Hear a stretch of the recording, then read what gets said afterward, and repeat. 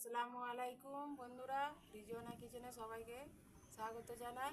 আজকে আমি এঁচোড়ের চপ বানাবো, তার জন্য এঁচোড়টা নিয়েছি। চলো এবার আমি এঁচোড়টা কেটে নিই। বন্ধুরা, এঁচোড়টা কাটার জন্য আমি একটু হাতে তেল মেখে নিয়েছি। এঁচোড়টা এবার কাটবো। এই যে বন্ধুরা, আমার মেয়ে উনুনটা ধরিয়ে দিয়েছে, আমি পানিটা চাপিয়ে দিলাম। এবার দিয়ে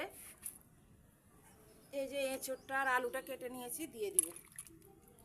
হলুদ দিয়ে দিব, একটু লবণ দিয়ে দিব, দিয়ে আমি সিদ্ধ করে নিব এটা। ওই যে বন্ধুরা, এই চটটা আলুটা সিদ্ধ হচ্ছে, আমি এখানে পেঁয়াজ, ধনে পাতার কাঁচা লঙ্কাটা কেটে নিচ্ছি। এই যে বন্ধুরা, দেখে নিচ্ছি এঁচোড়টা সিদ্ধ হয়েছে কিনা।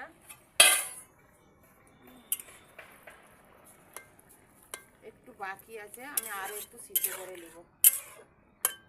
সিদ্ধটা করে নিয়ে ঢেলে নিব। সিদ্ধ হয়ে গেছে, এবার আমি ঢেলে নিব।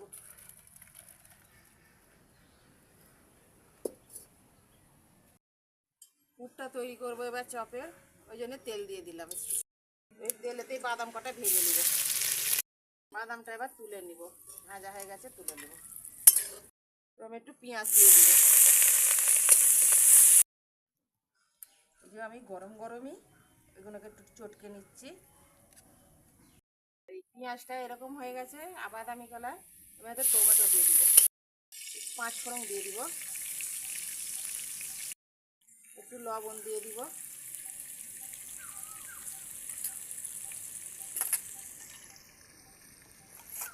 একটু আদা রসুন দিয়ে দিব, দিয়ে আমি নাড়বো। এই টমেটোটা এগুলো এরকম হয়েছে, আমি এবার এঁচোড়গুলো দিয়ে দিব।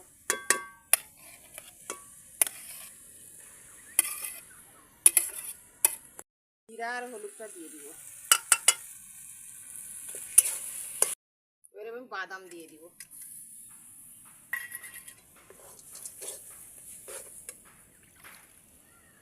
দিয়ে আমি ধনে পাতা দিয়ে দিব।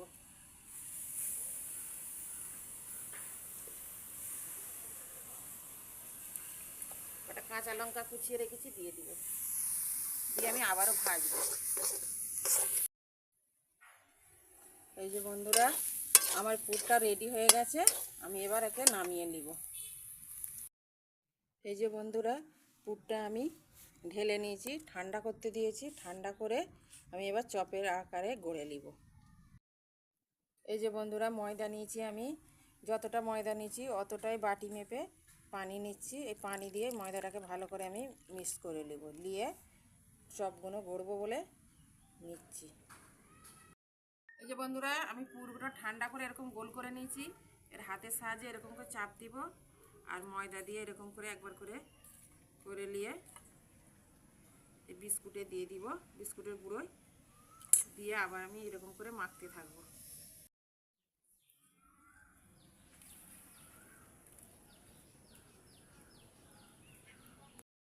এই যে বন্ধুরা, আমার চপগুলো এরকম বিস্কুটের ময়দা দিয়ে কোট করা নিয়ে হয়েছে।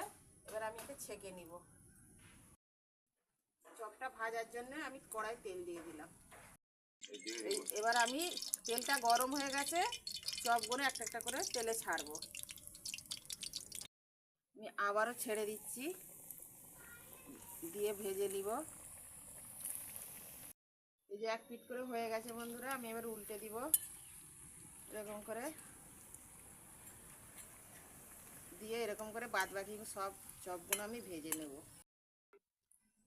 এই সুন্দর এঁচোড়ের চপখানি দেখুন, এতে আমি খেয়ে দেখছি।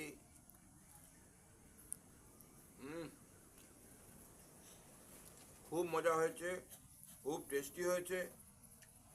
এইরকমভাবে বানাবার যে টেকনিক, আপনারাও যদি এই টেকনিক ফলো করেন দেখবেন খুব সুন্দর হয়েছে। এই বানিয়ে আপনারাও খাবেন। যদি ভালো লাগে সাবস্ক্রাইব করবেন, লাইক করবেন, শেয়ার করবেন। এইটুকু বললাম, দেখবেন খুব সুন্দর লাগছে, খুব সুন্দর। খুব মজা। খুব মজা।